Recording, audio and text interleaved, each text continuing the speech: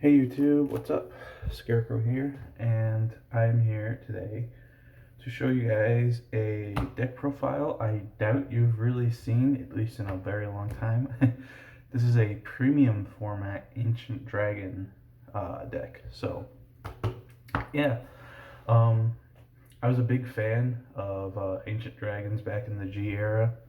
I won a ARG with them,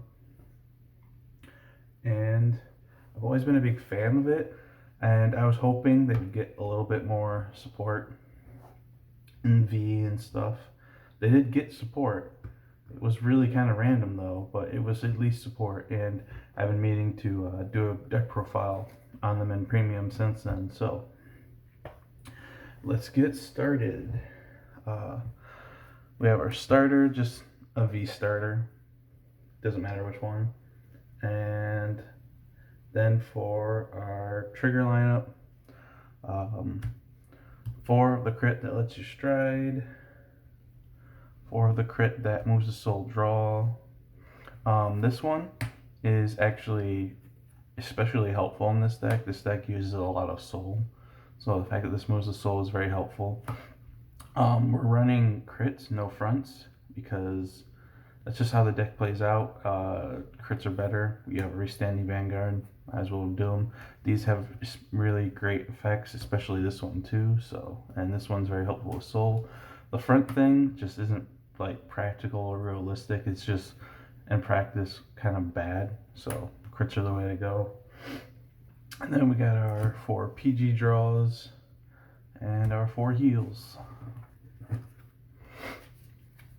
So moving on to our grade 1s, we'll start with this guy. Don't want to try to say his name. This card is pretty cool. He has this, like, all the new ones have the effect that if you get a front trigger, they get a crit, but that's irrelevant. We're not running them. We're running them for their actual other abilities.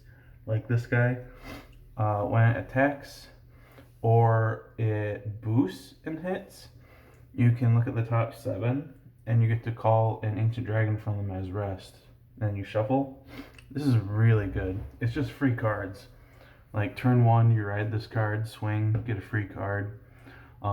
Sometimes you'll get a really good starting hand when you go second, and you can go ride, call, 16, I hit, look for top 7, call, look at top 7, call, just get 2 free cards. This card is excellent, very good. Next up, we go to the old classics of Ancient Dragon. Like Guanagorg here, when he's retired, you counterblast, call him. Really, really good card. Followed up by 4 of this guy, Nato Tank.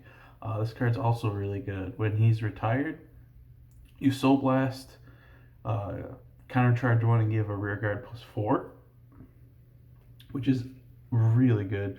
He'll let you put something, go like a grade 2 or a grade 1, make something just big enough that it can hit, and gives you a countercharge. Really good card. This deck can do a lot of soul blasting, mostly out of this guy and like one other card, but it's very manageable. You usually have just enough to do what you want. So this deck's also very counterblast heavy, so we really appreciate having like some countercharge in the deck. That's it for the grade 1 lineup. Into the grade 2 lineup, we have 4 of the new kid on the block. Alan Narrows, I think that's how you say his name. This card's cool. When you ride or call him, you counterblast, look top 3, call 1, put the rest in the bottom. So you just call him, get a free rear guard. That's all he does. He's an Ancient Dragon. It's really good. Then we got our Iguanagorg clone, Tyrannobite. Just an excellent card. Grade 2, retire it, call it back. Really good. Then we got basically the same thing, but this one is a Soul Blast. You do have to Soul Blast a card thing. Dragon saying that's probably not going to be a problem. and it gets +5, so it's a little bit bigger and can hit it on its own. As I've said though, this deck can be kind of Soul Blast heavy between both these cards, like fighting for it. So that's why we're only running 2. And then our last grade 2 is not actually an Ancient Dragon, but we're running 3 Regiment Dragon here. When he attacks, put a gauge on him. When he dies, you can call his gauge. The reason we're running him is he's just another card to generate extra attacks after you eat him during battle phase. And the reason we're running him over like this guy is cost management. This deck is very Counterblast heavy and Soul Blast heavy. So he's a way to just generate an extra attack without having to spend Counterblast or Soul Blast. And then we get to our grade 3s. For Blader Moose, I think that's how you say this guy's name, and 4 Barrel Tops. Just 4 of each of the new ones. They have skills, but they're not that relevant. Mostly we're just running this because they're Ancient Dragons who have Excel. This guy, you can ride him, and if you want to, Counterblast and draw.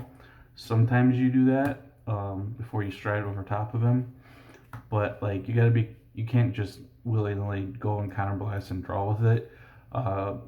You gotta be very cautious. Like check your hand, make sure you're not gonna regret spending that Counterblast on a draw 1, as opposed to like getting an extra attack off. This guy, he's probably better if you're going first. You can ride him and actually use his skill. The downside of him is he's an act, whereas this guy's an auto on ride. But he's pretty good when you do go first to build up your field, kind of mess with your opponent a bit. But mostly, as I've said, we're running these guys because they're Ancient Dragons and they have Excel. So that is it for the main deck. And I could sit here for the next few minutes and tell you all about the G-Zone. But let's be honest, the only cards that matter, this is the only card you're ever going to really stride. And this is the only card you're ever going to really G-Guard with. If you want like a full deck list of the G-Zone, you can check like one of my other profiles on Tachikaze. You get a better idea. Pretty much every Tachikaze G-Zone is mostly the same. The only difference for like this one is there's like an old Fighters Collection Ancient Dragon Stride that you could play like one of if you want to. It's not that great. It's not awful either, but yeah.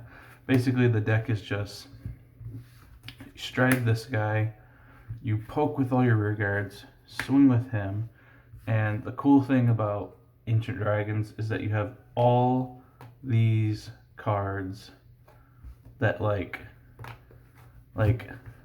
all of these 4 right here, they'll generate extra attacks by getting eaten. They'll respawn, and this one will just countercharge and then buff up things. So the cool thing about this deck is just you throw down your rear guards, you poke with all rears, swing with him, eat everything, rebuild your field, and then attack with everything. Essentially, you're just going to like how many like attacks you have when you start the battle phase, you're gonna have twice that many. So if you have like 3 rear guards in the vanguard, you're gonna go swing with front row, swing with him, eat them, respawn the front row, restand him, and then attack with everyone again. Basically just doubles the number of attacks usually. And that's what makes this deck cool. The deck is like a scale of 1 to 10. I would give this deck like a 7, 7.5. It's pretty good. It will win games. It's not like the best kind of deck you would see in Premium by far. There are some decks that can just blow this deck out of the water. But it is a pretty cool deck, and if you just want to play something like different and cool, I find this deck very fun. And it's not by any means like awful. So yeah, thank you for watching.